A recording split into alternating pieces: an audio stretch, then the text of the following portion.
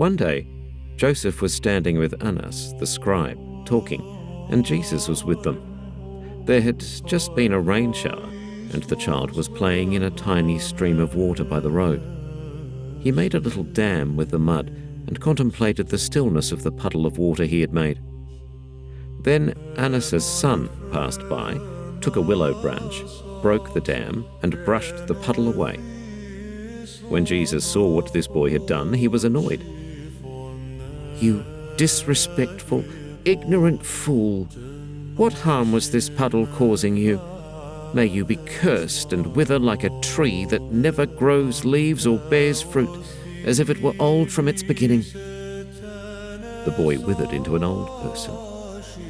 Then the parents of the boy went to Joseph's house, complaining with great bitterness, "What kind of a child do you have, who would do such terrible things?"